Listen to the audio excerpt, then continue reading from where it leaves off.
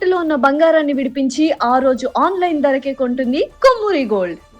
అందరికీ నమస్కారం. సుమన్ టీవీకి స్వాగతం. నేను గీతాంజలి. ఇవాళ మనతో పాటు ఉన్న అతిథి భారతీయ శంకరపీఠం వ్యవస్థాపకులు, ప్రముఖ ఆధ్యాత్మికవేత్త, జ్యోతిష్య పండితులు, బ్రహ్మశ్రీ అన్నవరపు తిరుపతి మూర్తి అవధాని గురువుగారు. వారితో మాట్లాడదాం. గురుగారు నమస్కారం అండి. పరమేశ్వరార్పణం. గురుగారు, జూలై 13వ తారీఖు చాలా విశేషమైన రోజు అని చెప్తారు.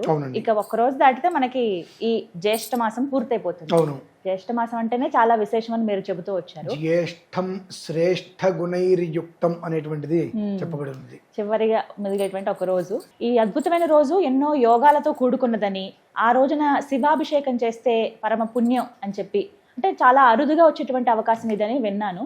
మరి ఆ రోజున జరిగేటువంటి కార్యక్రమం ఏంటో వివరిస్తారా? తప్పకుండా అమ్మా. శివం శాంతం జగన్నాథం లోకానుగ్రహకారకం శివమేకం పరం వందే శికారాయ నమో నమః. చరాచర జగత్తు మొత్తము శివమయం. శివం అనేటువంటిది లేనిది ఎక్కడా లేదు. శివం శవం రెండు ఒకటే. ఇక్కడ ఆయన ఉంటే శివం, ఆయన లేకపోతే శవం, అంతే. తేడా ఏమీ లేదు, అక్షరం మార్పు అంతే. అయితే ఎందుకు ఈ మాట అన్నాను అనంటే, ఆ రోజు వచ్చినటువంటి 13వ తారీఖు వచ్చినటువంటి పర్వదినము చాలా సుకృతం.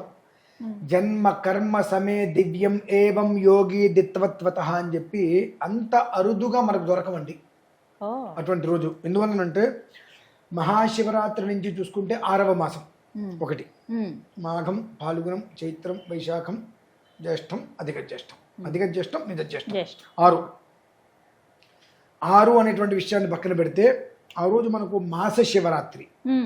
ఆ రోజు మాస శివరాత్రి అనేటువంటిది సాయంత్రం ప్రదోషకాలం వరకు తీసుకుంటే, ప్రదోషకాలం నుంచి అమావాస్య. ఈ అమావాస్యకి మాస శివరాత్రికి సంధి కాలం. అలాగే ఇందు అమావాస్య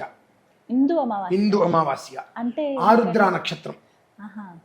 అంటే మామూలుగా సోమవారము అమావాస్య కలిసి వచ్చినప్పుడు సోమవతి అమావాస్య అనేస్తారు. కానీ అక్కడ ఎప్పుడూ కూడా సోమవతి అమావాస్య అనేటువంటిది వాడుక పదంగా మనం వాడాలి. కానీ ఆరుద్ర నక్షత్రంతో కూడి వచ్చినటువంటిది సోమవారం కలిసి వచ్చినప్పుడు ఇందు అమావాస్య అదవుతుంది. ఇందుహు అనంటే లేదు అనేటువంటి పదం ఉండదమ్మా. ఇక్కడ అక్కడ ఎక్కడైనా సరే లేదు అనేటువంటి పదం ఉండదు. ఆరుద్ర నక్షత్రము, సోమవారము, మాస శివరాత్రి, అమావాస్య సంధి కలిసి రావటం అనేటువంటిది ఒకటైతే 6వ మాసంగా అది శివరాత్రి నుంచి అర్ధాహోరాత్రము అని అంటారు దాన్ని. ఇన్ని యోగాలు కలిసి వచ్చినటువంటిది మీరు ఒక్కసారి గత 60, 62, 66 సంవత్సరాలు పై వరకు కూడా మీరు వెతకండి, దొరకవు. 66 ఏళ్ళు క్రితం కూడా వెతికినా దొరకవు. లేవు. నేను 100 అని చెప్పొచ్చు, అబ్బా అంటారు, అందుకే మిమ్మల్ని వెతుక్కోమంటున్నా. దొరకదు, అంత విశేషమైనది. అందుకని నేను ప్రతి మనిషికి కూడా ఇంట్లో ఒక శివలింగం ఉంచుకుంటే చాలా మంచిది అని ఎప్పుడు ఎందుకు చెబుతూ ఉంటానంటే, శివలింగం లేని ఇల్లు ఉండకూడదని.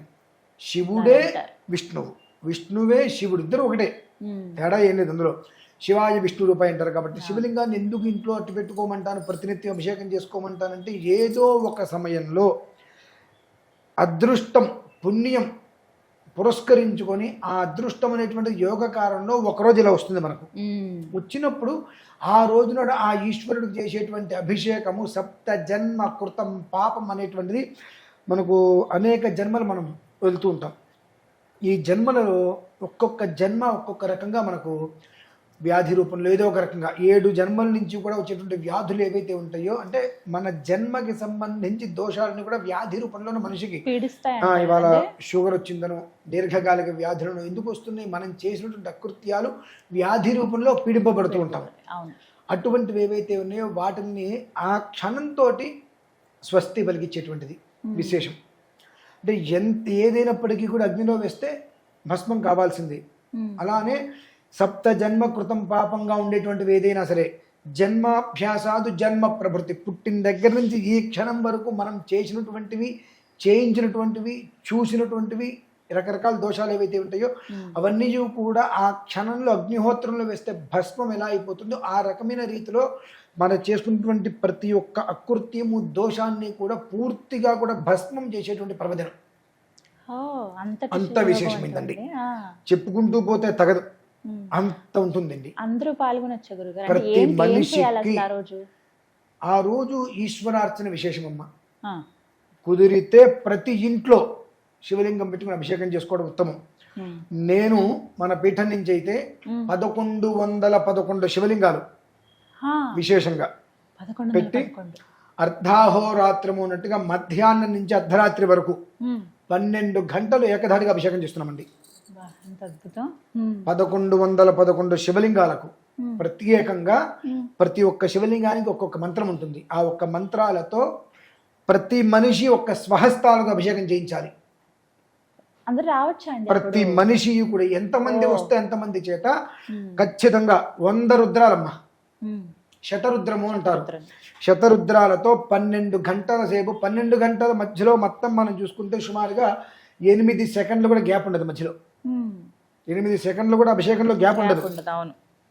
ఆ రకంగా నిర్విరామంగా 12 గంటల సేపు మధ్యాహ్నం నుంచి అర్ధరాత్రి వరకు స్వామివారికి విశేషంగా 1111 శివలింగాలకి అభిషేకం అమ్మ ఉమ్, అనేటువంటిది 12 గంటలు పెడుతున్నాం ఖచ్చితంగా.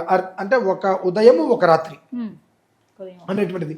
ఎందువలన యద్రాత్ర్యాత్ కృదే పాపం తద్రాత్ర్యాత్ ప్రతిముచ్యతే, యదన్నాత్ కృదే పాపం తదన్నాత్ ప్రతిముచ్యతే. ఏ ఉదయం పాపం ఆ ఉదయమే వెళ్ళిపోవాలి.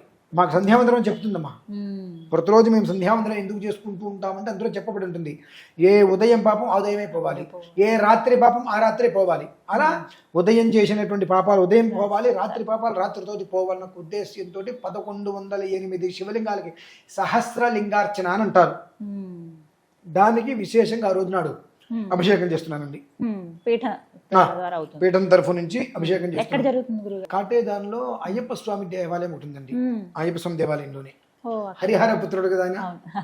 అక్కడే ఆయన సన్నిధిలో 12 గంటల సేపు సమయం చెప్పండి గురుగారు, ప్రారంభం ఎప్పుడండి? మధ్యాహ్నం 13వ తారీఖు మనకు మధ్యాహ్నం 12 గంటలకు ప్రారంభం, ఉమ్, అర్ధరాత్రి 12 గంటల వరకు ఉమ్, నిర్విరామంగా జరుగుతుంది. ఎంతమంది అయితే అందులోకి వస్తారో అంతమంది చేత ఆ స్వామివారికి అభిషేకం ఖచ్చితంగా జరిగిస్తాం. వాళ్ళు ఒకళ్ళకి మాకు మేము అభిషేకం చేయలేకపోయామే అనేటువంటి ఆలోచన లేకుండా ప్రతి ఒక్క మనిషి చేత ఉమ్, అభిషేకం చేస్తాం. 12 గంటల వరకు అంటున్నారు కదండి, అప్పటి వరకు ఉండాల్సి ఉంటుందా? అంటే అభిషేకం చేసుకోవాలి. ఇప్పుడు అభిషేకం చేసుకొని వెళ్ళిపోవచ్చు. ఆహా. ప్రతి మనిషి చేత ఒక రుద్రాభిషేకం చేస్తాం. ఉమ్, అంటే ఒక రౌండ్గా శివలింగాలు ఉంటాయి కాబట్టి దాని చుట్టూతా కూడా ఎంతమంది పడితే అంతమందిని నిలబెట్టేస్తాం. ఉమ్, ఒక రుద్రం అభిషేకం చేస్తాం. అభిషేకం అయిన తర్వాత వాళ్ళు మళ్ళీ ఉండొచ్చు, వెళ్ళిపోవచ్చు, అది వాళ్ళ ఇష్టం. నేను ఉండమని నేను చెప్పను, వెళ్ళిపోమని చెప్పను. కానీ వాళ్ళ అవకాశం. కార్యక్రమం జరిగేది మాత్రం 12 గంటల వరకు జరుగుతుంది. 12 గంటల అర్ధరాత్రి 12 గంటల వరకు లింగోద్భవ కాలం వరకు జరుగుతుంది. ఏ సమయానికి ముందుగా ఉండాలండి? మనకు 11 గంటల కల్లా 13వ తారీఖు ఉదయం 11 గంటల కల్లా ఉంటే ప్రధాన సంకల్పం ఉంటుంది. ఆ ప్రధాన సంకల్పం అయిన తర్వాత ఆ 1100 శివలింగాలు ఎవరు అనేటువంటి విషయం చెప్తాం ముందు. ఆ, ఆహా. ఏదో శివలింగాలు పెట్టేశామని కాదండి.